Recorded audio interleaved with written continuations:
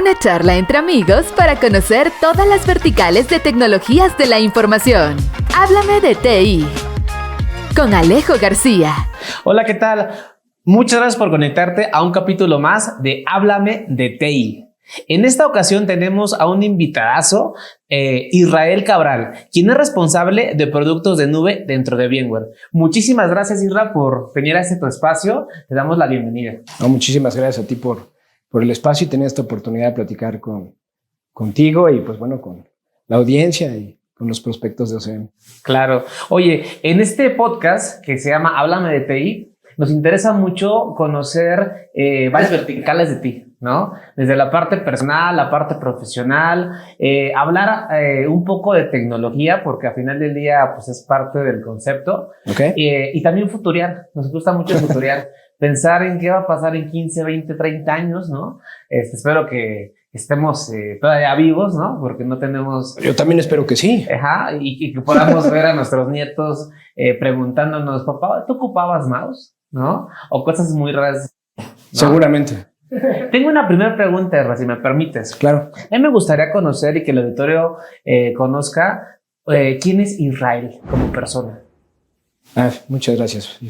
Es una pregunta interesante, ¿no? Porque yo también me la hago varias veces y pienso mucho en esta película de Kung Fu Panda, o sea, Kung Fu Panda 3, y hay una parte justo al final de esta película. Yo digo, las películas son fantásticas y tienen mucha filosofía oriental, ¿no? Uh-huh. Y pues él dice, yo también me he hecho esa pregunta, dice, ¿quién soy yo, no? Y pues bueno, pues yo, Israel Cabral, pues soy un hombre de 42 años, soy esposo, soy padre, soy hijo. No soy Espíritu Santo, pero bueno, pues soy pues ahora un experto. También soy un aprendiz. En algunos casos también soy maestro de algunas personas. Soy un ingeniero. Y pues durante 20 años, más de 20 años ya va a ser, pues he sido un vendedor de tecnología. Y pues ahora en los últimos años, pues un especialista. En este caso, pues bueno, en este tiempo que tengo trabajando para VMware, que va a ser 2 años, pues especializándome en este producto de nube que tiene VMware, pero pues soy un especialista multinube, multicloud, desde hace 8 años. Y pues bueno, yo creo que en eso me puedo yo presentar como persona. Pues quizás tengo gustos personales, ¿no? Me gusta mucho la música electrónica, me gusta bailar, me gusta hacer música, me gusta mucho el cine, el arte en general. Soy fanático de programas de televisión, mucho que tenga que ver con temas medievales, ¿no? Soy un geek también, soy bastante geek en ese sentido, entonces como geek, pues me gusta todo lo que tiene que ver con tecnología, pero pues también todo lo que tiene que ver con cómics, con superhéroes, con ciencia ficción, ¿no? Entonces soy clásico fan de Star Wars, de Star Trek, okay. Y de todas estas, pues bueno, películas y series que tienen que ver con ciencia ficción, ¿no? Y alienígenas. Entonces, también soy un geek. No, ¿te gustan las cosas raras? Pues sí, creo que sí. El arte en general es raro. Uh-huh. El arte es raro. Como es interpretativo, pues también yo lo diría que es raro. Y pues sí, la música en general es una cosa que es rara, ¿no? En la parte, me dices que sí, eres ingeniero de carrera, ¿no? Soy ingeniero de carrera, ingeniero en sistemas computacionales. Y vendedor por convicción, por necesidad, porque así te llevó el camino al lado oscuro. Pues mira, yo creo que un poco de todo. Curiosamente, pues yo de pequeño era el clásico niño que vendía dulces en la escuela. Okay. Entonces realmente es que yo he vendido toda mi vida. Pues nos dicen ahora que todos debemos ser vendedores, ¿no? Y creo que todos vendemos algo, nuestra persona, productos, una empresa, una idea, ¿no? O un ideal incluso. Pero pues siempre he vendido, ¿no? Entonces, te digo, yo vendía desde chicles, Miguelitos en la primaria. En aquel entonces, en los 80s, jugábamos con muchas estampitas o calcomanías porque había álbumes donde pegabas esto, ¿no? Y jugábamos lo que se conocía como los tapados, ¿no? Entonces, yo era muy bueno en los tapados y siempre tenía mi bonchecito de estampitas y las vendía también. Entonces, claro. A las niñas o a los niños que sí coleccionaban sus álbumes y los tenía que llenar, pues se las vendía más caras, ¿no? Pero pues sí, o sea, realmente creo que alguna vez una vecina le decía a mi mamá que yo era un vendedor nato porque llegaron a la escuela unas personas que decían que si vendíamos mucha joyería nos iban a regalar una bici. Y yo me salía a vender de casa en casa la joyería de haber tenido 8 o 9 años. Y una vecina pues se sorprendió mucho. Sí me compró. Qué bueno. Sí me compró. Entonces, pues creo que más bien por convicción soy vendedor, pero también por necesidad. Es decir, yo estudié ingeniería en sistemas. Originalmente quería estudiar ingeniería en cibernética o robótica. O sea, era como lo que yo quería hacer. Pero, pues bueno, el camino, así que los caminos de la vida no son como uno piensa. Como canción, como la sí, canción. Como la canción. Y pues me llevó un poco más bien hacia la parte de ventas, porque estudiaba en una universidad donde la tía de un amigo mío que trabajaba en tecnología justo en IBM, pues estaba buscando muchachos para hacer el servicio social. Todavía ni siquiera podíamos hacer el servicio social nosotros en el tiempo en el que estábamos en la carrera. Pero se dio la oportunidad, entonces entramos varios amigos míos a IBM. Muchos de ellos siguen en tecnología. Hoy algunos son directores en varias empresas de tecnología. Pero entramos como que 10 al mismo tiempo, 10, 12 entramos. Y lo que nos pusieron a hacer era valorar datos de una base de datos vieja que tenía IBM. Hicimos cold calls. Y así empezó mi carrera, haciendo cold calls, evaluando información. Detectábamos muchas oportunidades, todos, curiosamente, y todos estudiábamos ingeniería en sistemas, y todos nos quedamos a trabajar en IBM, y todos empezamos a trabajar en ventas. Entonces, pues las ventas me han dado un montón de cosas, ¿no? Me dieron la oportunidad de pagarme mi carrera, porque si no, no me lo hubiera podido pagar. Entonces me pagué la escuela, y prácticamente las ventas me han dado todo lo que tengo, ¿no? Entonces, sí, por convicción, pero también estoy muy agradecido con las oportunidades que he tenido, con las ventas en sí, con mis clientes. Entonces, pues yo creo que un poquito de todo. Ingeniero de carrera y vendedor por convicción. Pues sí, por convicción y pues así me llevó la oportunidad, ¿no? O sea, se presentó la oportunidad y afortunadamente la tomé, ¿no? A veces pienso que hubiera pasado si no lo hubiera tomado, pero pues todo me lo ha dado esta industria, la de tecnología y las ventas, incluso mi esposa, porque nos conocimos ¿Me conociste en tecnología, medio? Sí, en el medio. Ella en marketing y yo en... No era tu cliente, ¿verdad? No. Ella trabajaba también, pero en marketing, y pues nos conocimos y nos enamoramos. Así que creo que les pasa a muchas personas que conocen a su pareja en el trabajo, porque es donde más tiempo pasamos. Pero bueno, pues también me ha dado mucho. Qué bueno. Y las ventas. Esa parte no la conocíamos. Es súper interesante. ¿En qué momento, después de toda tu experiencia en diferentes verticales, llegaste a ser especialista en nube? ¿Cómo llegaste a la nube? Mira, muy interesante. Yo ya estaba trabajando en una compañía de hardware, de almacenamiento. He hecho la número 1 de almacenamiento en el mercado. Sí, era la más grande, la más importante. Y mi manager, que había sido mi gerente ya en un trabajo anterior, él de repente un día vamos a comer y me dice, oye, me están ofreciendo una chamba en Estados Unidos. ¿Tú te irías? Le dije, mañana, ¿no? Si fuera el caso. Y pues bueno, pues ya compré mi boleto de avión. Sí, y él se fue a esta empresa. Cuando justo estábamos en esta compañía de tecnología de almacenamiento, ellos ya nos estaban entrenando con qué era la nube y conceptos de nube, que para serte franco estaban bien equivocados. O sea, lo que íbamos y platicábamos con los clientes y hablábamos con los clientes no era totalmente correcto. Pero era como que en ese momento lo que se sabía o lo que podíamos decir de una manera que fuera simple para que se pudiera interpretar o lo pudieran entender nuestros clientes de qué era la nube. Ahora, pues te estoy hablando de que eso ha de haber sido en el 2010, yo creo, no, 2008. En el 2008 2012 más bien, perdóname, en el 2012, ¿no? O sea, ya hablamos de 2012 y fue hace 10 años, ¿no?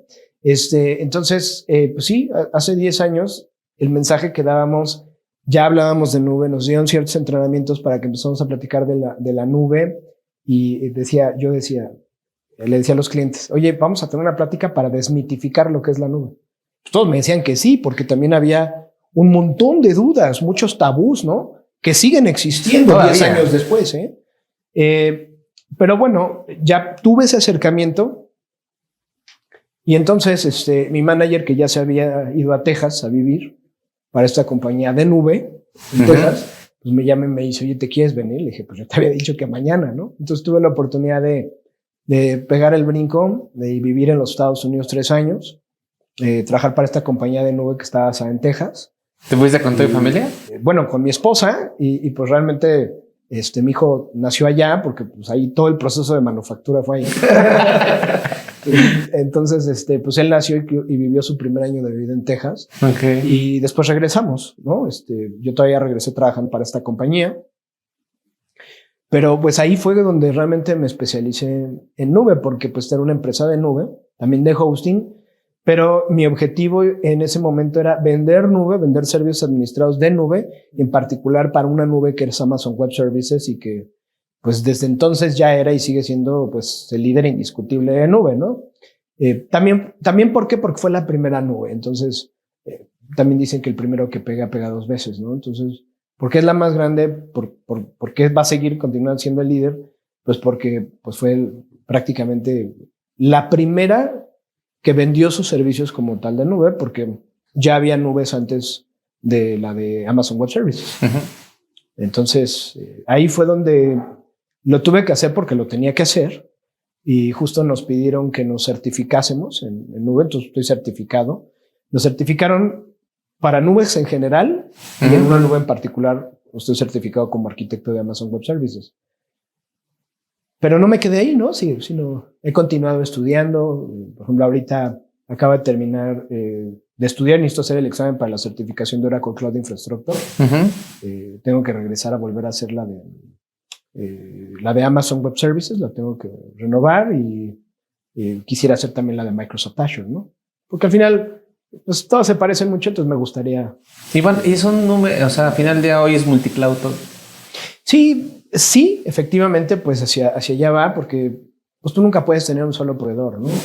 Y por otro lado, pues sí tienes que tener una visión de en dónde poner qué. O sea, porque los clientes tienen muchas aplicaciones, tienen muchos servicios y pues ahora tienen que elegir en dónde poner eso, donde haga más sentido, donde tenga mayor beneficio, ¿no? Una pregunta que creo que no muchos se atreven a preguntar a esas alturas en el 2022. ¿Qué es la nube? Bueno, mira, ese es un tema bien interesante, ¿no? Y muy abierto, ¿eh? No, y gracias por hacer la pregunta. Justo te iba a decir, yo doy un entrenamiento, de hecho soy certificado para dar ese entrenamiento de Cloud Basics. Incluso yo lo hice, yo creé el entrenamiento. Y yo le hago exactamente esta pregunta. Cuando doy el entrenamiento, yo arranco con esta pregunta. Siempre le pregunto a la gente, ¿qué es la nube? Entonces, todo el mundo tiene una idea, ¿no?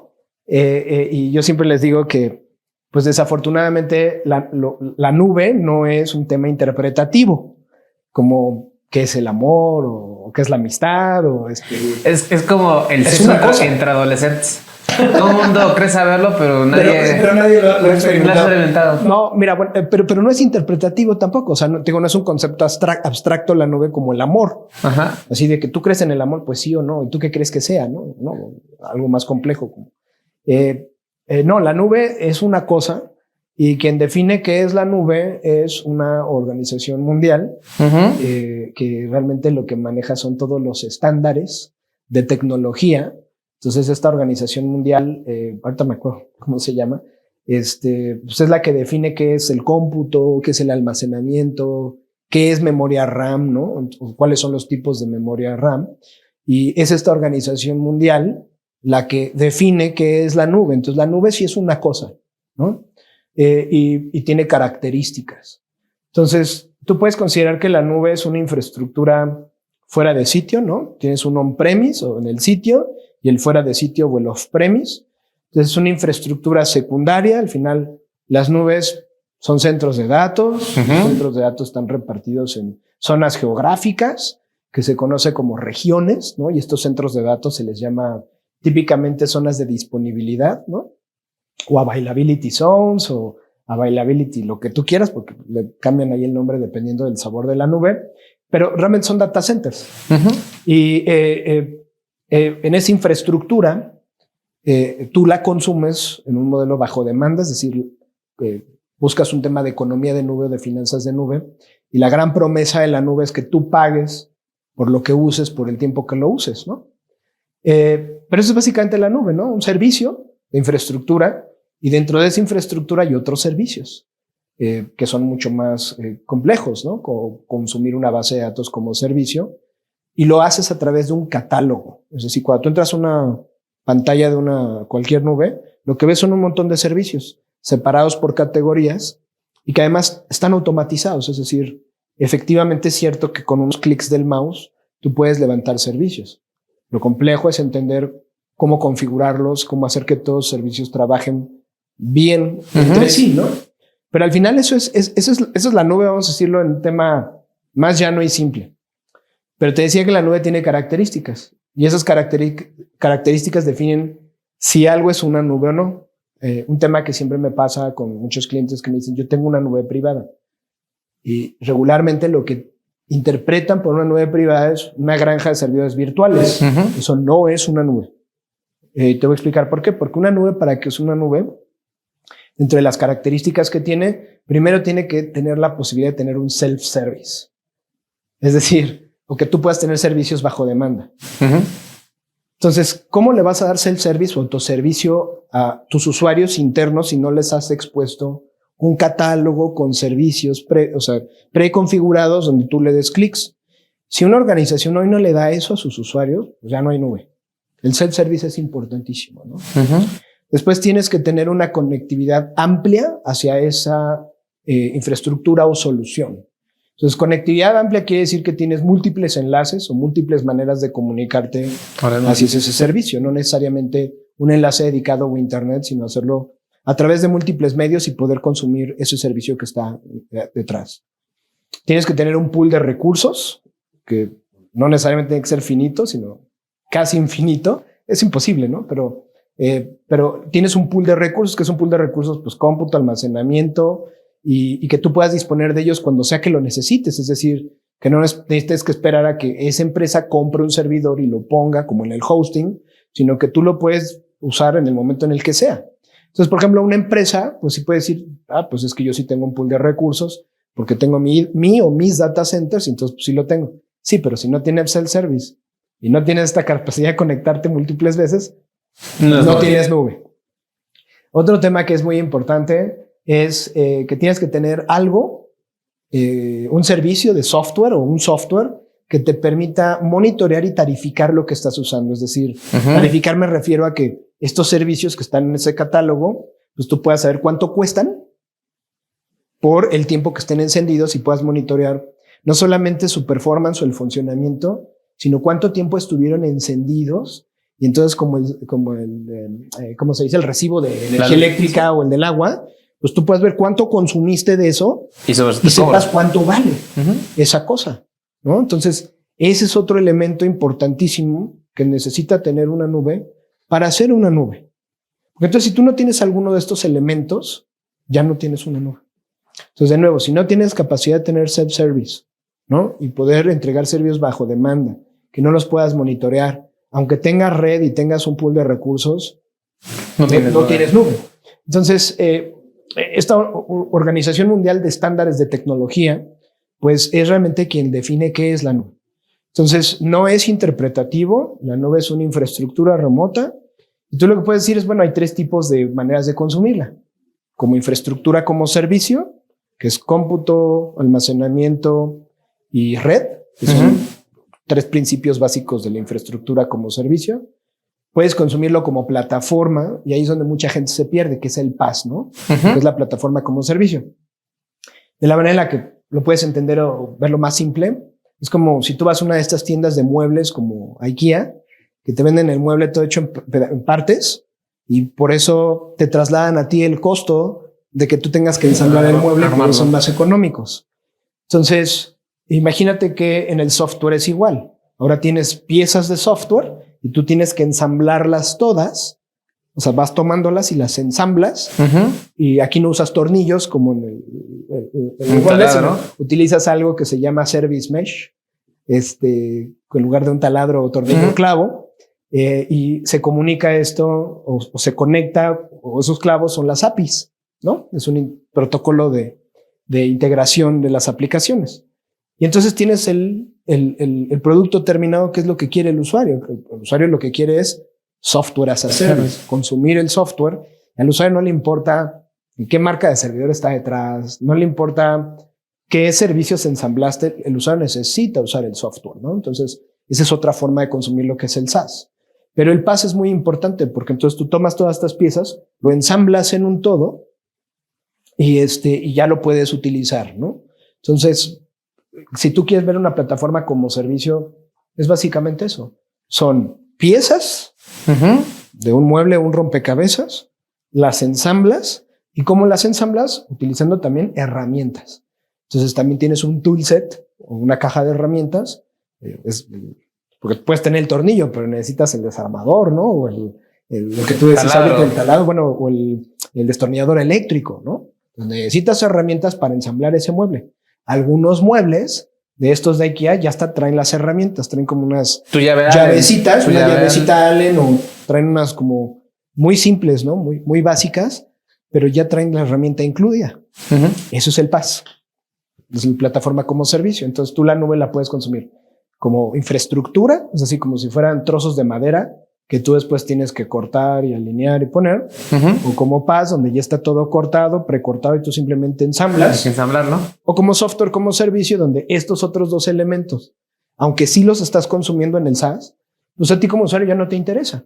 Es decir, el correo electrónico es, yo diría, el primer servicio de software que todos utilizamos desde los 90s y que estamos ya acostumbrados a usarle y no nos interesa saber qué tiene atrás, en qué servidores corre, qué bases de datos usan, qué sabor de lo que sea. A ti no te interesa. Tú lo que quieres es usar tu correo, tener acceso a él, ¿no? Y esa es otra manera de utilizar la nube como software como servicio, ¿no? Entonces, todo esto que te acabo de decir es básicamente lo que es la nube. Pues tiene características definidas por quién, por una organización mundial. Y sí es cierto que es una infraestructura en un data center de un tercero. Y ese tercero es responsable de operar y administrar esa infraestructura. ¿Para qué? Para que tú tengas acceso a los servicios que están ahí. ¿Qué servicios son? Infraestructura de plataforma. Ya me apasioné con ese tema. ¿Qué es la responsabilidad compartida en la nube? Eso es muy interesante. Bueno, es una cláusula, es un término. Entonces, si vamos a verlo a nivel legal, básicamente lo que quiere decir es que las plataformas de nube, de hecho, originalmente ese término, quien lo acuñe, es Amazon Web Services. Y básicamente lo que te deja entender es que ellos son responsables de que tú tengas acceso a sus servicios. Es decir, al catálogo de servicios que te comentaba, pues tú entras y tú ves todos los servicios ahí y lo que hace la nube es darte un servicio, ¿no? Un Service Level Agreement, o tiene un contrato de servicio contigo. Y lo que te dice es que cada uno de esos servicios que están ahí tienen su propio SLA, su propio Service Level Agreement. Y la manera en la que tú uses todos estos distintos elementos para construir algo, esa es tu responsabilidad, no de ellos, de ninguno. Entonces, la responsabilidad compartida es esa, yo soy responsable de la plataforma. De la plataforma. De la base. Ok. De que tú tengas acceso a ella. Y que cuando tú uses estos servicios, yo te doy este SLA. Pero la manera en la que tú los hayas configurado, los hayas construido para crear algo, esa es tu responsabilidad como usuario de esta infraestructura. Como con las medicinas o con los multivitamínicos. Claro. Dicen, es responsabilidad de quien los usa y cómo los consume. Y de cómo los consuma. O si se los propone otra persona o se los recomienda, ¿no? Es una cláusula bien básica. Bueno, esa cláusula de las multivitamínicos o de ciertas medicinas es básicamente lo mismo que el término de responsabilidad compartida es. Yo como nube soy responsable de estas actividades o yo llego hasta aquí, que regularmente es a que tú tengas acceso y puedas usar el servicio y lo puedas consumir, pero el cómo lo consumas tú, cómo lo configures, cómo lo construyas, es totalmente tu responsabilidad. Wow. Oye, vamos a futurear un poquito, ¿qué te parece? Sí, por favor. Imagínate que estamos de aquí a 15 años. ¿Estaremos hablando de nube?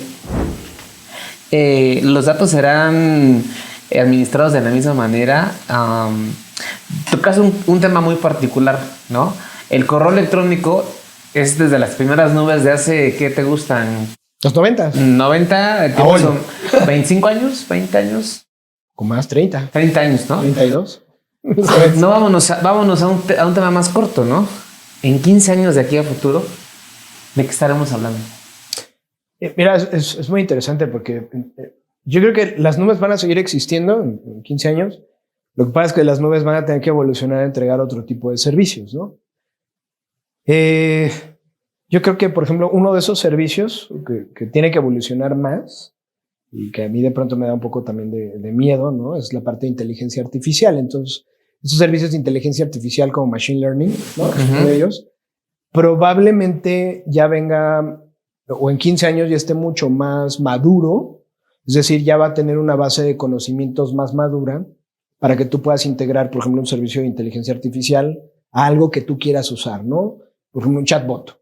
Son terribles. O sea, no sé si les has usado, pero no importa de qué nube sean, ¿eh? Los chatbots en general, la experiencia del usuario no es muy buena. Desde los open source hasta los que no son open source y cuestan, la inteligencia que tienen todavía es muy limitada. ¿Por qué? Porque sus bases de conocimientos donde van y consultan, pues todavía son muy nuevas. Y son limitadas. En el mejor de los casos, 2, 3 años. Entonces, tienen muy poca información de la cual echar mano para presentarte o darte una respuesta. Lo más seguro es que en 15 años estas herramientas pues te entreguen la información mucho más rápido y la interacción sea muy similar a la humana, es decir, aunque sean bots o chatbots, probablemente la interacción sea mucho más parecida a hablar con un agente telefónico sin que se enoje el agente telefónico y te cuelgue el teléfono, y va a funcionar mucho así. Incluso algunas de estas herramientas ya pueden controlar voz, entonces probablemente cuando tú hagas una llamada telefónica, que eso va a seguir existiendo, el teléfono va a seguir en 15 años, o incluso una videoconferencia, no vas a saber si la otra persona no es una persona, sino, no quiero pensar como un holograma como lo que era Max Headroom de los 80s, para notar mi edad, ¿no? Sino probablemente sea una figura humanoide, ¿no? Hola, le habla a su proveedor de nube. Ándale. Para decirle que puede optimizar su servicio. Posiblemente. Agregando tres caras. ¿Qué te parecería, Israel? Sí, probablemente. Y que te va a conocer más y van a saber más de ti. Es decir, en 15 años estas herramientas, además de que van a tener los datos y van a poder explotar mejor los datos y más rápido, nos van a conocer mucho más a nosotros como personas. La culpa la tenemos nosotros porque hemos expuesto nuestras vidas a través de las redes sociales. Saben quiénes son nuestras familias, quiénes son nuestros amigos, lo que hoy ya en la analítica de datos se llama círculos de influencia. Es decir, saben en qué medio te mueves, dónde trabajas, con quiénes trabajas, sobre qué personas tú puedes tener influencia y qué productos, por ejemplo, te interesan, porque pues, son cosas que te gustan, ¿no?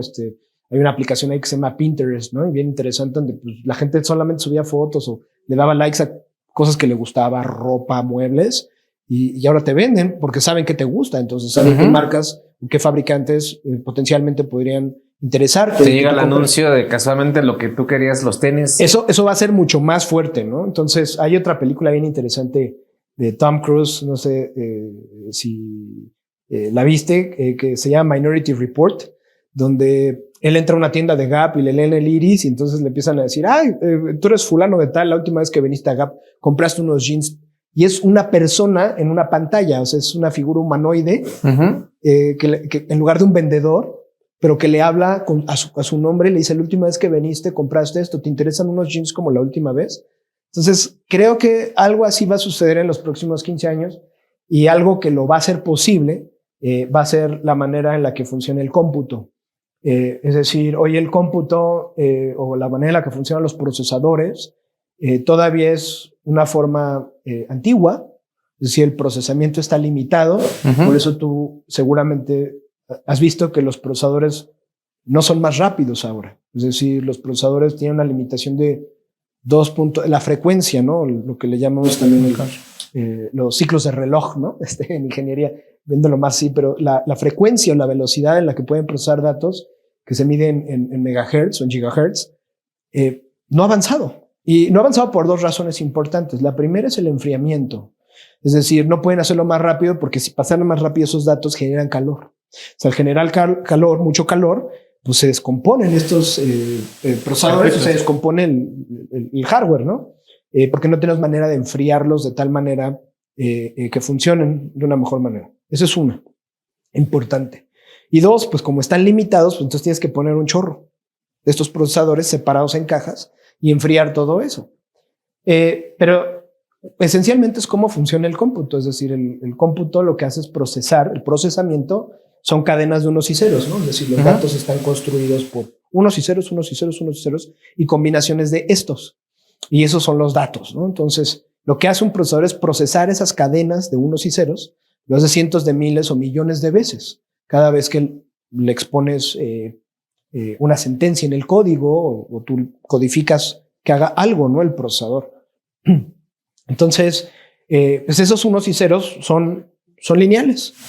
Regularmente pueden ser horizontales o pueden ser verticales, pero solamente los puedes leer hacia un solo lado. Entonces, ese paradigma ahora se rompe con el cómputo cuántico. Es decir, el cómputo cuántico, que yo creo que es de lo que vamos a hablar en los próximos, porque ya existe, yo creo que en los próximos 10 años. ¿Qué es el cómputo cuántico, básicamente? Bueno, estas mismas cadenas, en lugar de leerlas horizontalmente, verticalmente, en una línea, lo que te permite es leerlo en distintas, vamos a decir, acciones o aristas, ¿no? Es decir, pues en distintos planos, inclusive en un plano tridimensional. Entonces, imagínate que en lugar de que fue una línea de unos y ceros, fuera un cubo de unos y ceros, donde un cubo tiene, pues, varias caras, ¿no?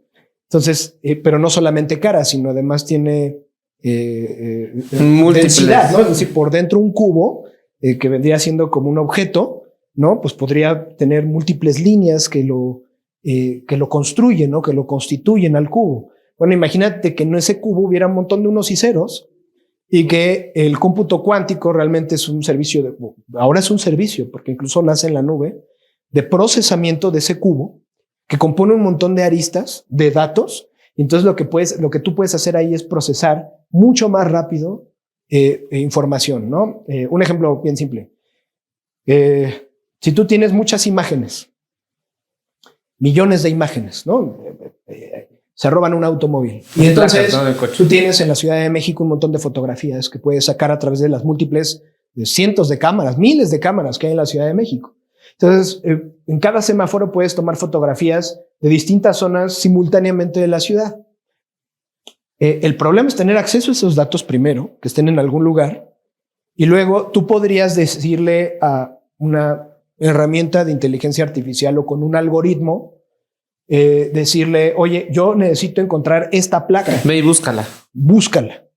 Entonces, interpretar todas esas distintas imágenes, procesarlas y que te dé el resultado de en dónde está o en dónde se ha estado moviendo, es decir, cuál es la ruta que está teniendo un vehículo que se acaban de robar, simplemente analizando las imágenes buscando la placa.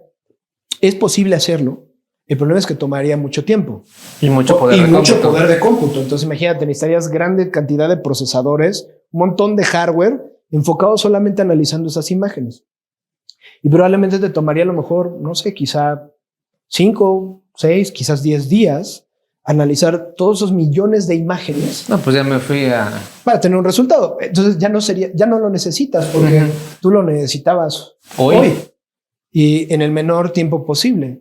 Entonces, algo que hace el cómputo cuántico es que al tener esa posibilidad de analizar múltiples datos simultáneamente, es decir, al mismo tiempo estoy analizando muchas cosas, no solamente de manera lineal, sino, como te decía, yo me lo imagino como un cubo donde está leyendo al mismo tiempo distintas cosas, pues probablemente te pueden entregar un resultado en segundos, lo que podría tomarte días. Claro. Entonces, si tú puedes tener en segundos ese resultado y puedes incluso analizar o predecir, basada en la ruta que está siguiendo ese automóvil, por dónde se va a mover, y tú le puedes dar esa información, por ejemplo, al orden público, a la policía, pues lo podrían incluso interceptar, porque pueden predecir por dónde, basado en la ruta que está tomando, incluso predecir hacia dónde se podría mover. ¿Cómo? Analizando los datos, analizando el comportamiento que está teniendo ese automóvil. Obviamente requiere un montón de procesamiento, y el cómputo cuántico lo hace en unos espacios finitos. De hecho, tú puedes consumirlo como servicio.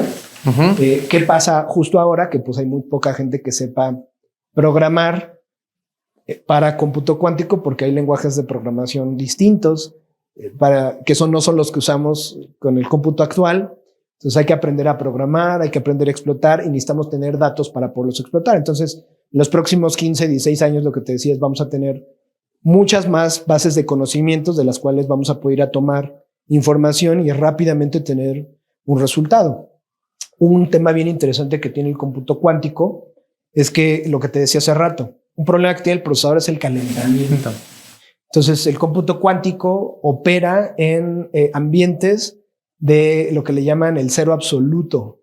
Es decir, el nivel de frío que tienen estos contenedores en los que están estos procesadores, que por cierto son muy interesantes porque parecen como cápsulas espaciales. Regularmente utilizan aleaciones de titanio y oro, o sea, es puro oro con titanio. Utilizan unos metales nuevos, por los cuales, o sea, que son como un semiconductor grandote, pero está contenido en un ambiente en el cero absoluto. Es decir, el ser humano no puede interactuar en esos ambientes. Sí. Entonces, el nivel de enfriamiento que tiene, que es congelante, le permite precisamente hacer ese paso rápido de los datos y procesar más rápido sin generar la fricción, porque el dato fricciona. Entonces, claro. Genera calor. Entonces, sin generar el calor, manejo de electrones. Y de esa manera puede tener la posibilidad de procesar mucho más rápido. Entonces, yo te diría que esto se va a convertir en algo mucho más relevante en los próximos 15 años. Cualquier compañía que no lo haga, que no se suba al tema del quantum, va a desaparecer, porque no va a poder predecir. Israel Cabral, especialista en cómputo cuántico. Oye, Israel, la verdad, una plática increíble. Muchas gracias. ¿Cómo te encontramos en redes sociales? Mira, pues bueno, tengo mis contactos del trabajo, pero estoy en LinkedIn, ¿no? Que yo creo que es lo que uso más para nivel de trabajo o para profesional. Posteo cosas interesantes, así que pues sí, si se quieren conectar en LinkedIn me pueden encontrar como Israel Cabral, o yo soy dueño de mi dominio.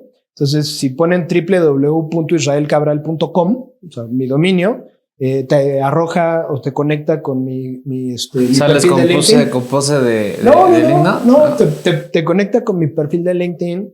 Y pues bueno, yo lo que trato de postear son no solamente cosas de producto, regularmente también ahí si siguen a lo que le doy like, pues tiene que ver mucho con desarrollo de nueva tecnología, con temas que nos impactan a todos como la seguridad, ¿no? Recomendaciones de seguridad.